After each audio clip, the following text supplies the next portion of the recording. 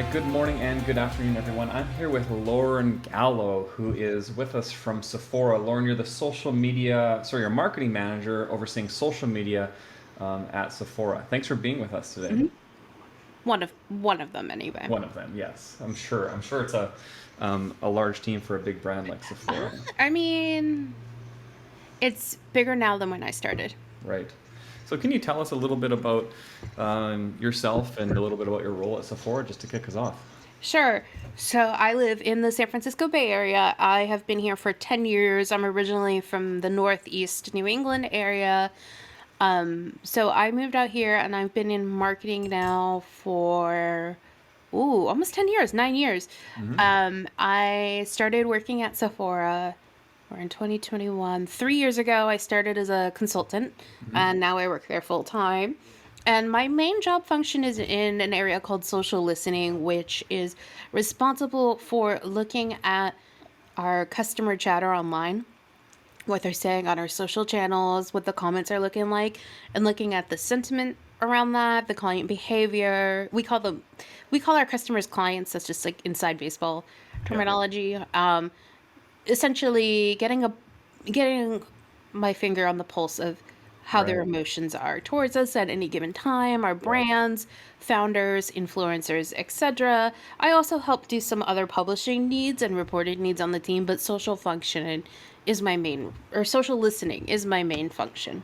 So are you then actually responding to comments and things like that as well? It's me responding and it's the client services team. The client services team are the ones who handle customer service issues. So if you comment or you DM because you need help with shipping, you need help with returns, things like that, that is that team handling it. I refer to them as the team that is my heroes because it's customer service can be very tricky for retail. Hmm. I haven't done it before. My job is more to focus on the positive comments and replying to positive engagement. So for comments that are like, "Oh, I love this product," Yeah. or "I love this brand," or "How do we use this?" That is probably normally where I would respond. Yeah. Wow. And so when you're looking at responding to comments specifically on your channels, I guess first thing is, are you looking at all the channels that you're on? And then how many Yep. comments are you responding to in a day or in a week? I do not do all the channels. That Hmm. would be very time consuming for one person. We decided to um, prioritize a couple channels to look at for that. So I mostly respond on mainly Instagram, which what I would say is where is my biggest priority, Hmm. then YouTube. Okay. I've also recently been tasked to help monitor the chatter for the Sephora Collection handle. Sephora Collection is our in-house line of makeup and brand. We treat Right. it like a actual brand like our other brands, Yeah. and they have their own separate social handles, but they are a very small but mighty team. So recently I've been actually tasked to help do the same and monitor their social feeds. So I would say I probably respond. Oh, I used to track this. I think on any given day, I'm probably looking at about 300 to 500 comments, and I probably respond to like 50 to 100 of them, depending on what's going on. Wow. It's a very high volume, That actually, is a high made volume. possible by a couple tools Yeah. that we've been lucky to source and use. Yeah. Wow, that's fascinating. So, Yeah. and you kind of answer this question a little bit already by telling us what you do. But if you were to define social listening, how would you define a term like that? Okay, you ever watch Game of Thrones? I actually haven't, but I'm sure lots of the watchers and viewers have. Okay, I like to joke that my job is basically like being the master of whispers for Sephora, or the Okay. character of Varys before the last season. Let's go with that. No spoilers.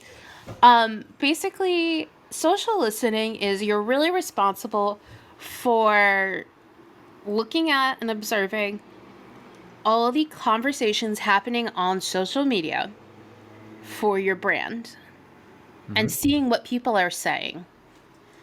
Is it positive? Like, are they happy with your brand?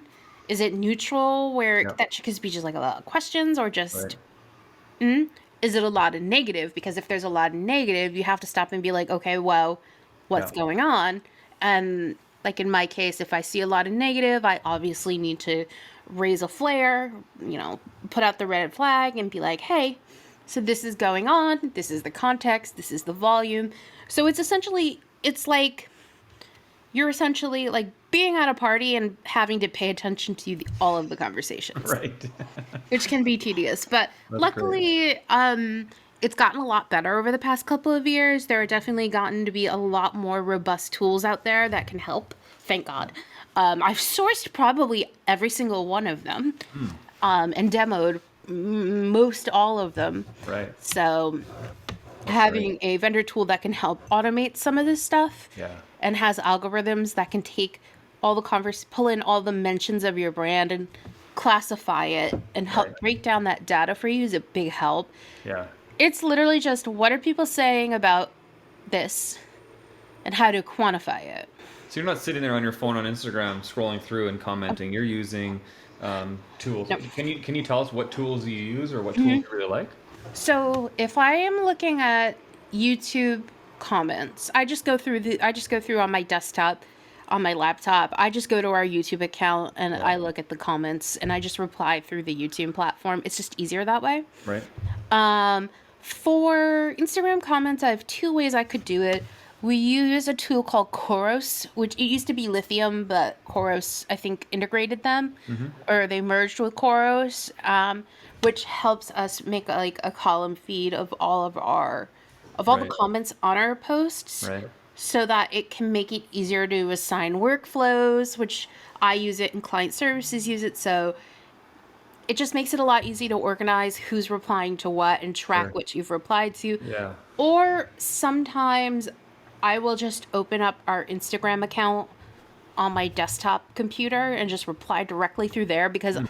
unfortunately I do need to do that with things like Instagram TV and Reels, because the APIs on those are very limited. They Yeah. won't pull into external tools. Right. So there are limitations, even though you do have the technology to support you. There are specific We do. limitations.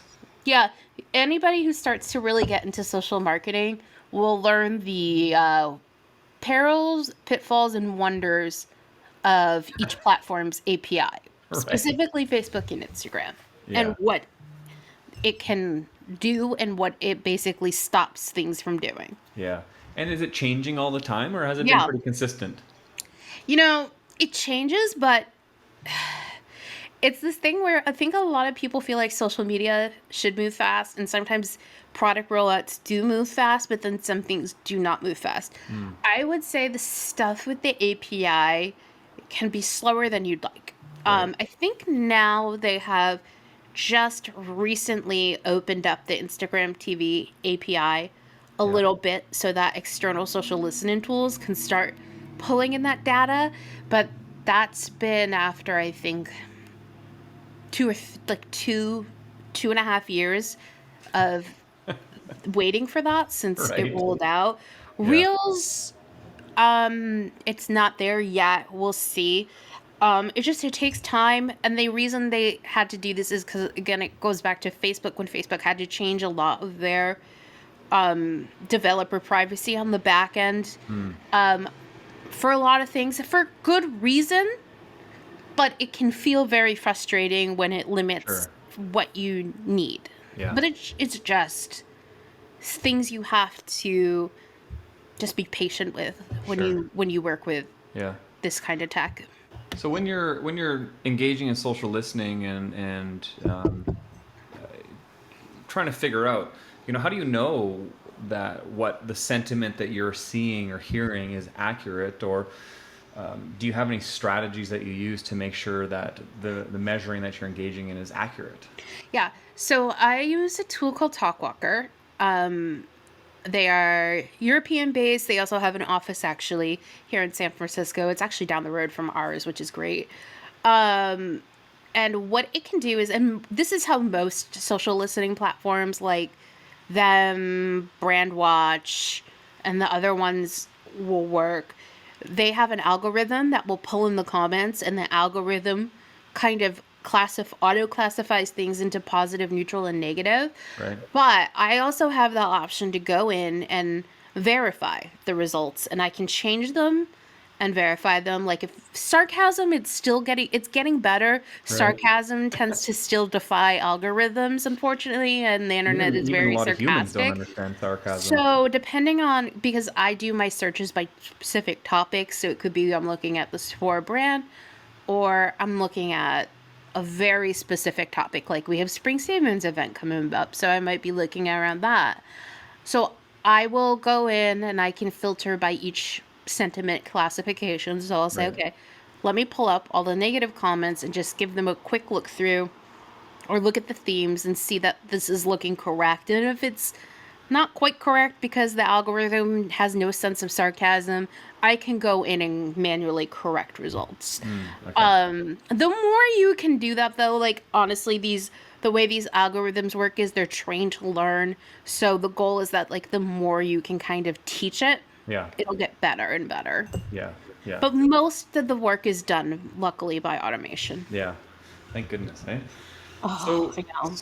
so what steps do you take when you're matching the findings that you find, Mhm. positive, negative, neutral, whatever that might be, with your brand objectives, and how you're actually going to create actionable steps to move forward to maybe meet some of those objectives that your brand actually has? So luckily for me, if I am looking up a topic, um, like for campaigns, like for sales or priority events, it's already been discussed in the kickoff process for that campaign, Hmm. where I'm involved in those meetings, and at the so I can provide, if they want, if the business owner wants, I can give them daily reports of how the chatter is going. Like, are we on the right track with our audience? Is there anything that's raising a red flag in the event? Like, there's a bug with something in the shipping code, or something's not coming up correctly. Hmm. Because I'm able to see that Yeah. pretty quickly, I can take that back, and we can and help course correct things as things are unfolding. So that's like one way we can use it. Luckily, the tool I use, it's really good at categorizing everything in already a format that is pretty much report ready. Hmm. So normally I will pull sentiment, pop it into a report. I will email it to the relevant parties. Yeah. And usually, if needed, I'll provide some action items, or they have come to me already with action in mind. They just need the data to confirm it. Right. So things like, if something, like again, if it's negative and an issue is coming up, we can use that data to figure out what the problem is and quickly triage it. Maybe it could be also, hey, this one product is doing super, super well. Oh my God, it's blowing up, and it looks like it's blowing up because it all goes back to TikTok, which has been happening recently. This product is going crazy. Maybe we need to do like a special emergency post about it, or we should let brand marketing know this is happening to explain why the product has suddenly sold out, which Right. really actually did happen this week. Oh, really? Yeah. So, just so I understand you correctly, are you saying like someone who's an influencer on TikTok said something really positive about a product and that caused it to Yeah. explode? Yeah, TikTok's been so funny like that. That's been happening with things like, I know Maybelline Sky High mascara has blown up because of TikTok. The Dr. Jart Tiger Grass Cicapair, it's in the jar. There's a couple things in the Cicapair line. That suddenly got, even though that's been out for a while now, that suddenly has blown up. The Glow Recipe, Niacinamide Watermelon Glow Drops, and their PHA tone. Actually, this is a great point, which I just found out today. So this beauty influencer called Glamzilla on TikTok, who's really great, shared her tutorial on how she gets like her dewy, glowy skin. Somebody used the duet feature to follow the same steps she did, and so the first one that went viral, and then the duet went viral, and what happened was it caused these two Glow Recipe products to get huge sales, and I think for a while the Glow Drops sold out temporarily. So now what's happened, and this is like recent, this is in the Right. past couple of weeks. Now I found out today that Glow Recipe has put out a new kit pairing the dewdrops the toner, Smart. and their pink juice watermelon, which is all really good, and they've put it in that one kit. And we were talking about that earlier, me and my team, because it's essentially the two products that blew up on TikTok. Right. So things like that, the new Kat Von D Balm foundation that came out got super, like, just super blew up on TikTok and on social this past week, and it has already sold out. You know, So it's Lauren, crazy. never have I been in a conversation where I have understood so little about what someone's talking about before. So can I But, tell you? let me just say something. Yes. You talk about this mascara. It's funny that you mentioned that because my our nanny came in one day and was like, "OMG, this mascara." So then my wife and The her, Maybelline. they drove all over the city You trying to can't, it's hard find to this find. sky high Maybelline mascara that I've Yeah. never heard of before, and it was like Yeah. a huge. And man, and it's like it's as if it's changed their life forever. Yeah. I mean, I've looked at TikTok. I appreciate for what it is. I like watching TikTok. I don't think I would ever make content on TikTok because I think it's just, it is actually, it's a surprising amount of, I think people take for granted how much work it is Yeah, to do this. Even TikToks, which are a minute long. yeah, I've seen my coworker Carla, who does our content for like stories and things like that, how long it actually takes her to even do 30 seconds of content. It's so much work. So I appreciate anybody who is in this hustle and can go viral and make a career out of this. It's a really a phenomenal yeah. amount of work, and you got to have a really thick skin being Yeah, so I online. guess But it's crazy. criticisms are harsh, eh? But yeah, it's just TikTok's been an amazing commercial driver for Right, certain products, and it's funny because it's also you kind of really can't predict what's going to blow up. right. Like, I would have never expected them to latch on to those Dr. Jart Tiger Grass camo cream, which I love and like I've been using, but I would have never expected that the younger demographic on TikTok would find it and blow Right. it up so much. Low recipe, yes. I mean, Dr. Jart's a great line, but I just that is not the product I would have expected. Yeah. That is amazing, and it is fascinating to see how a couple years ago TikTok wasn't even in the conversation. It wasn't even something we knew about, and now here it like dominates so much of Yeah. the business world, which is remarkable. Well, because it used to be called this app called Musically, Yes, I which remember that. people started to get on, and then it got bought and became TikTok. And Yeah. then before that, the predecessor to TikTok was Vine, Right. which wasn't really a commercial product driver. Yeah. It was just quick clips of Entertainment, right? people of entertainment. And I still sometimes miss Vine because there are a couple Vine users who I really enjoyed, and it's just not the same. That's And I great. don't think they're on Tickety Tockety. So let me ask you. So how do you take all of this qualitative information that you find Hmm. about, how about sentiment, and how do you actually turn that into Numbers? quantitative insights? Well, actually, what's really lucky is that the tools I use provide qualitative and quantifiable data.